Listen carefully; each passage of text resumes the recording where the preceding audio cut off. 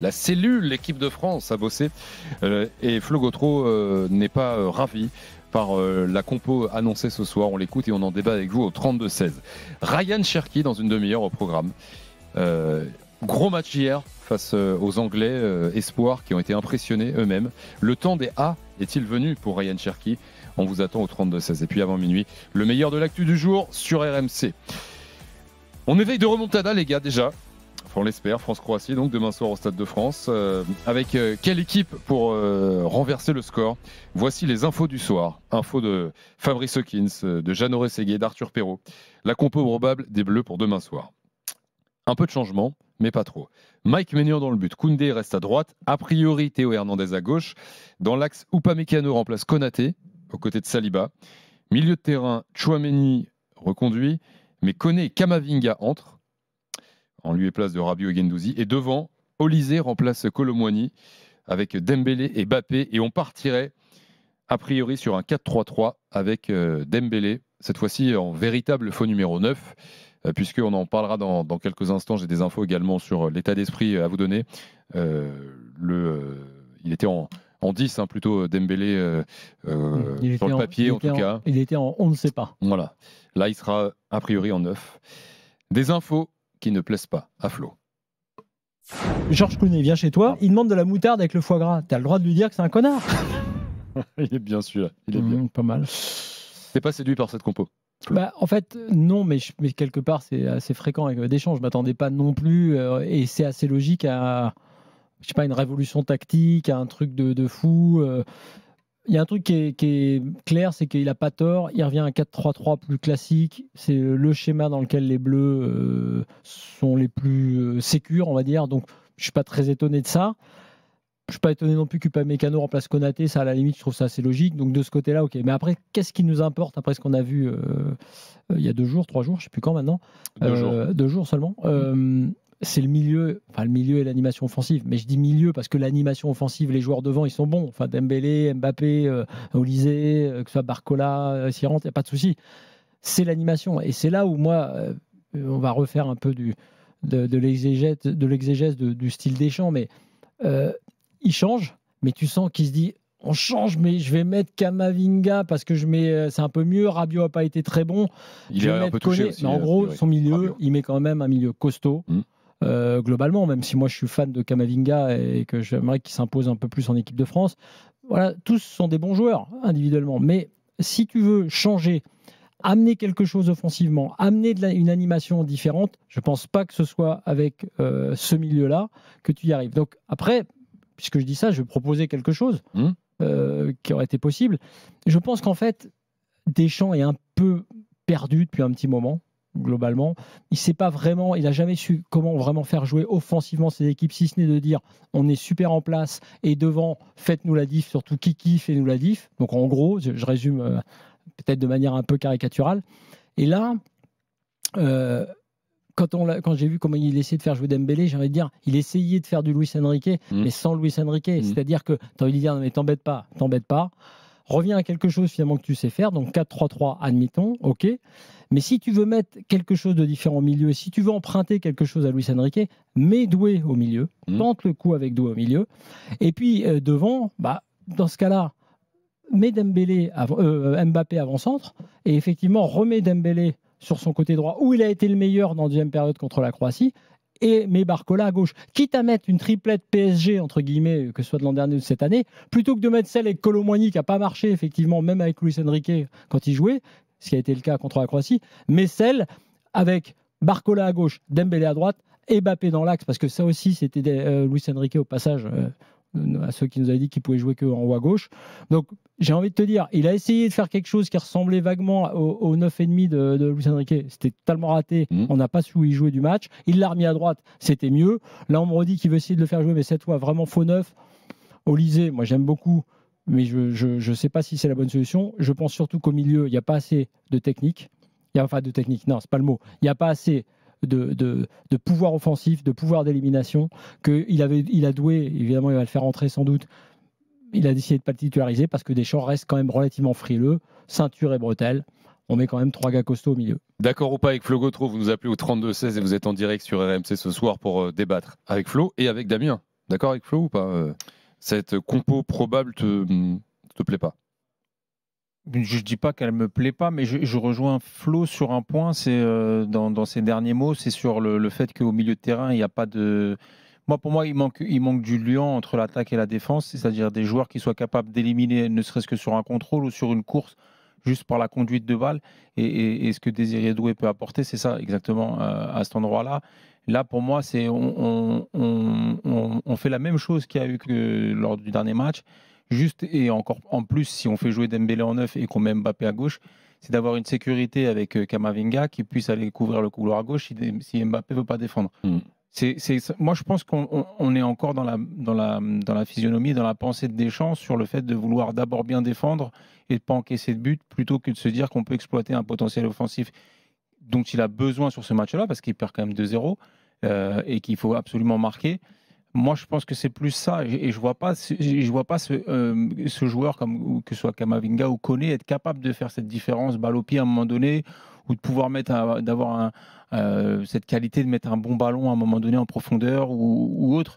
Et c'est plus ça qui me gêne vraiment là sur cette compo. C'est certainement le manque de liant qu'il pourrait y avoir entre la défense, où pour moi, on leur demande déjà beaucoup à vouloir relancer. On l'a vu sur le dernier match où il y a eu beaucoup d'erreurs de relance, où on n'a pas ce joueur qui est capable de venir derrière chercher le ballon, être capable de briser les lignes sur une passe, ou alors d'avoir ce joueur qui soit capable d'éliminer sur un contrôle orienté et une course de percussion. Oui, mais Flo disait Deschamps a voulu faire de Luis Enrique sans être Luis Enrique. Mais là, il refait du Didier Deschamps avec ce 4-3-3, ces joueurs, justement. Ouais, alors justement, c'est là où quelque part Deschamps, pour moi, depuis quelque temps, il est un peu dans le mauvais timing depuis l'Euro. C'est-à-dire que comme ton équipe est très forte, enfin était très forte défensivement, il a pu aller loin, il a pu voyager loin. On se disait pendant l'Euro, de toute façon, tant qu'ils défendent comme ça, ils sont injouables, ils sont imprenables. Ouais. Ça a été le cas globalement. Puis dès qu'ils ont rencontré une équipe un tout petit peu vraiment plus forte offensivement, ça a craqué, l'Espagne. Mais il ne prend pas, je dirais, le conscience ou même il n'utilise pas la chance que le Real et le PSG lui donnent. C'est-à-dire que le boulot de mettre Mbappé dans l'axe, que Luis Enrique avait commencé, Ancelotti le continue. Le boulot de mettre Doué quelque part, le risque par exemple de mettre Doué, si c'était Deschamps qui avait fait ça, qui avait dit tiens, parce que Doué, on sait qu'il peut être là, il a déjà joué à Rennes aussi, là, il joue à 3-4 postes.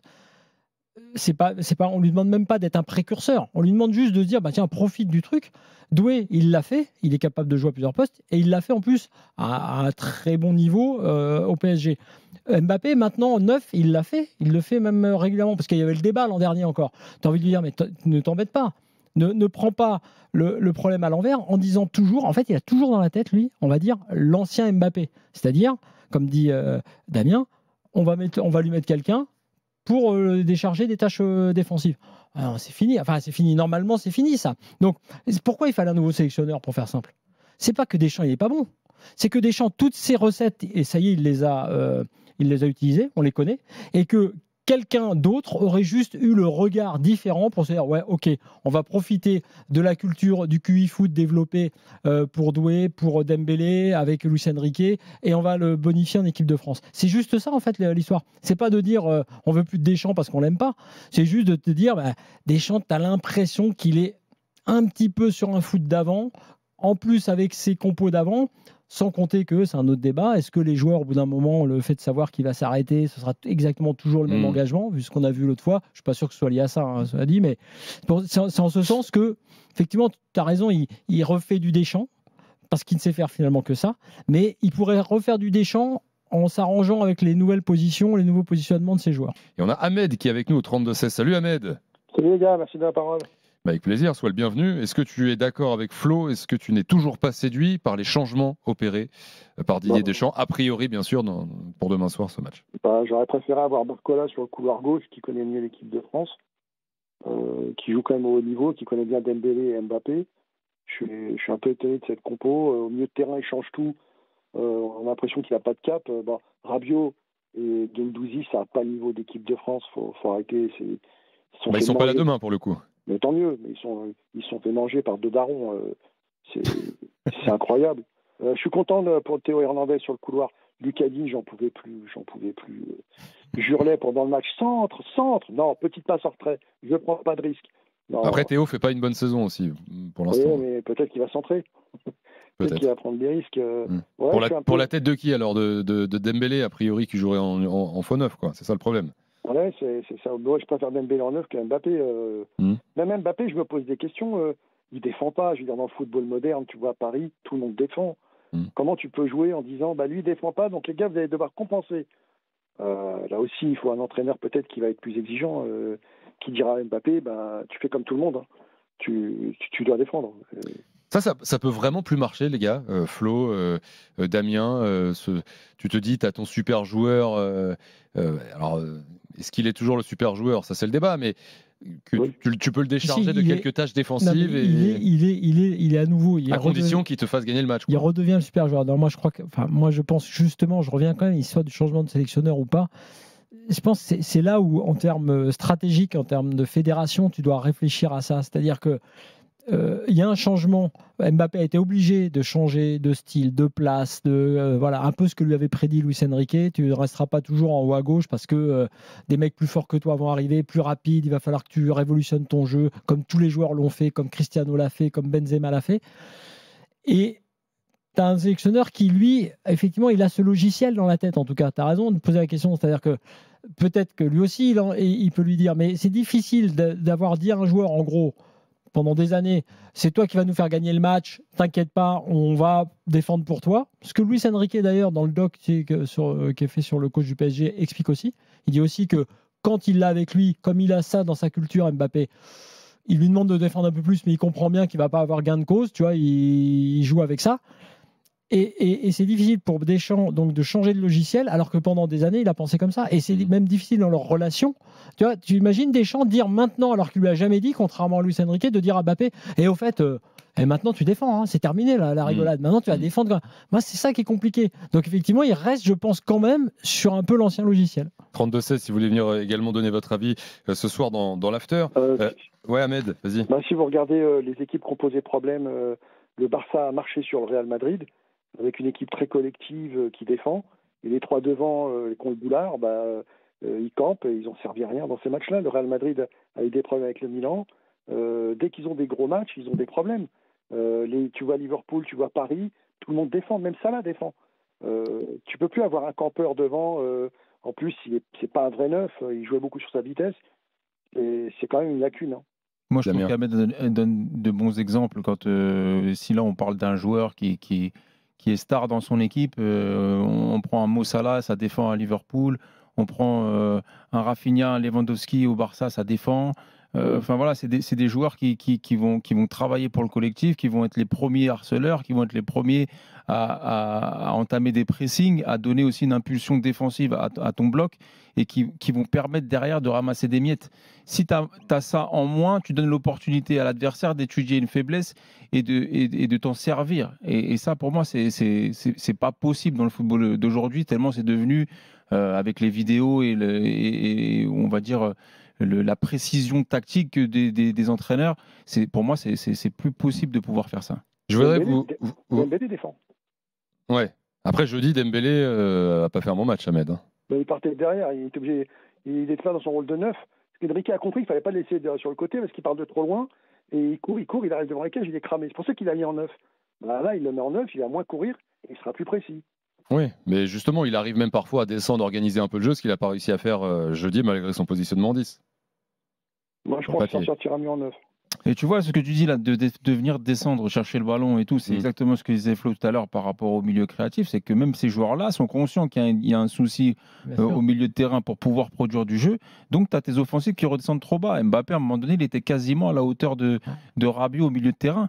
Tu peux pas te servir comme ça de joueurs offensifs et de les voir finalement dézonés, aller à tout va rechercher des ballons, être trop loin du but. C'est pas exactement leur rôle et c'est ce qu'on leur demande au final. Et s'il y a une chose à retenir, pas grand-chose du match d'il y a 2 jours, c'est-à-dire l'action par exemple qui est une des plus belles, je trouve, de Mbappé qui trouve Dembélé dans la surface. C'est quand même plutôt Mbappé qui donne à Dembélé, on va dire sur un Dembélé côté. À mon avis, c'est ça qui doit mettre plutôt la puce à l'oreille. C'est quand même, effectivement, je rejoins Ahmed aussi sur l'autre côté. C'est pour ça que j'aurais aimé avoir Barcola, parce que même s'il est peut-être moins en forme devant le but au niveau réussite, la Barcola en ce moment, ces automatismes-là, ils les ont. les deux, Barcola, Dembélé. Ils ont même eu avec Mbappé un peu l'an dernier. Ça aurait été intéressant de voir ça. Alors, info coulisses de nos reporters équipe de France. Au-delà des infos compos, ils nous ont envoyé plein d'infos ce soir. Donc, sachez déjà que le groupe croit en la remontée face à la Croatie et la qualif pour le Final Four.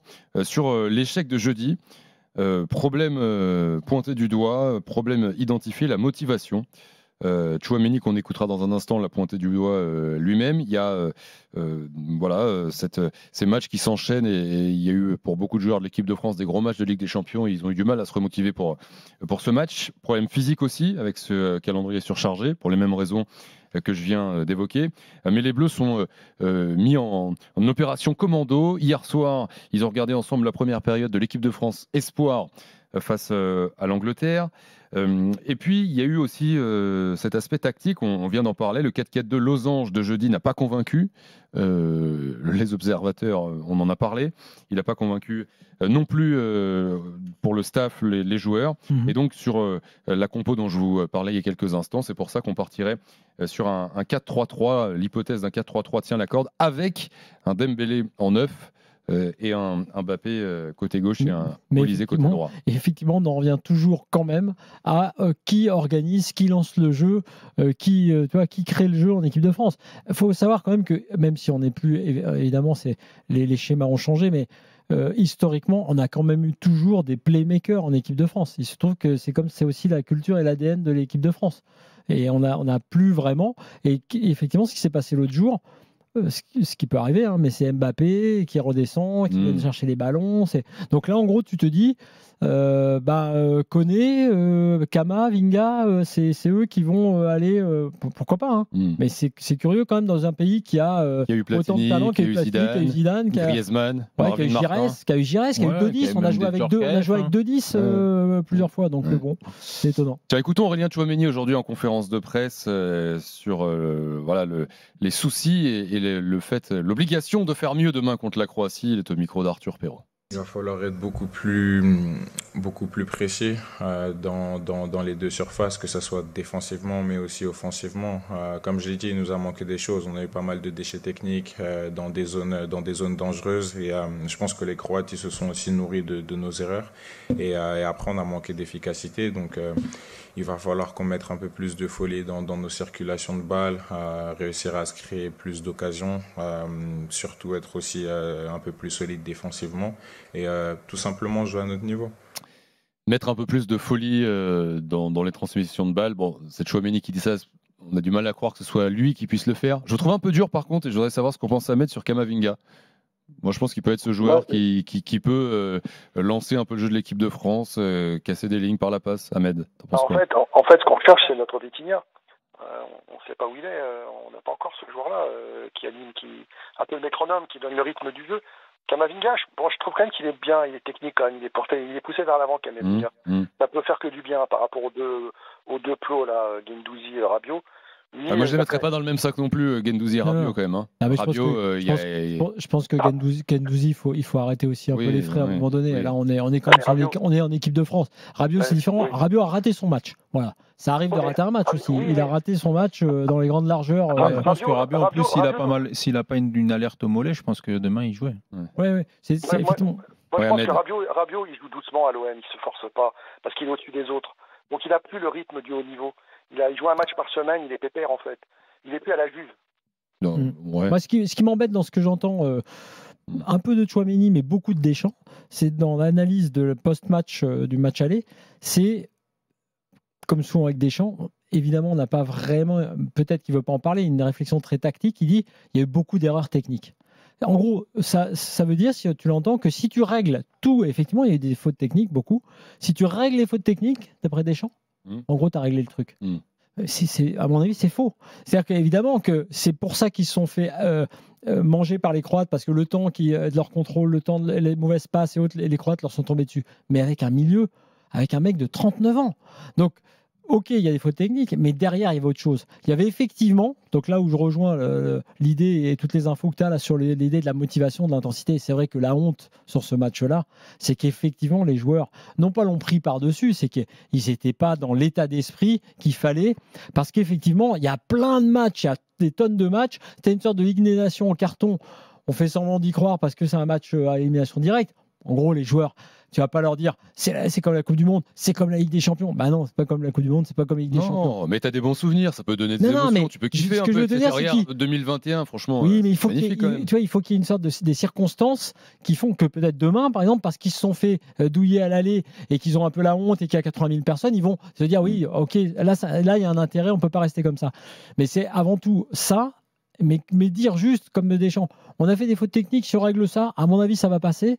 Je suis pas sûr. Quelque chose qui n'a pas marché aussi dans les grandes largeurs, je le dis, c'est le duo Dembélé-Mbappé. On a beaucoup parlé avant le match, justement, on était plein d'espoir, ça n'a pas marché du tout.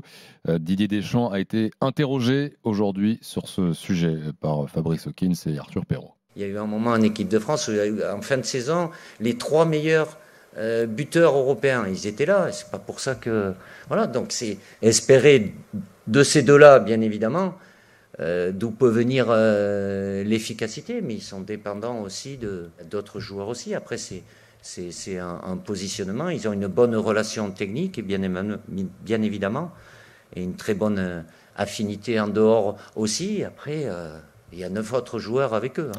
Merci Didier de rappeler 2002.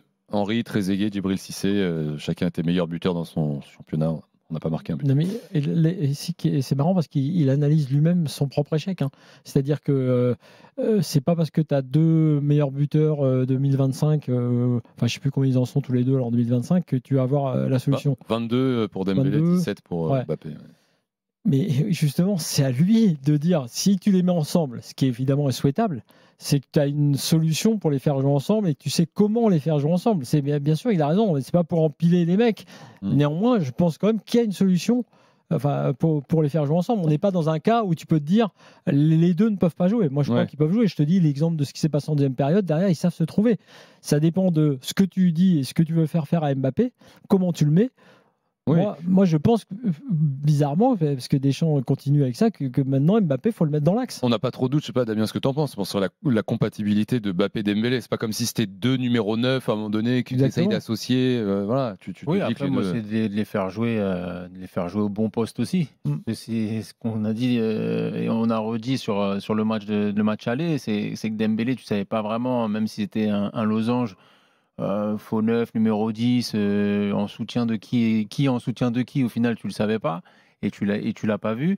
Et quand on l'a remis à son poste, bizarrement, ça a été un peu mieux en deuxième mi-temps. Donc, je pense que c'est plus une question au-delà de les associer, c'est vraiment de les faire jouer au bon poste et de leur demander bien sûr les mêmes choses défensivement parce qu'il faut travailler, mais offensivement de leur laisser une certaine liberté après dans l'exploitation de leurs attaques. Mais tu n'as pas forcément besoin d'empiler pour empiler et ça va marcher comme ça. Après, il y a aussi l'animation qui est autour et c'est tout ce qu'on disait aussi par rapport au milieu de terrain.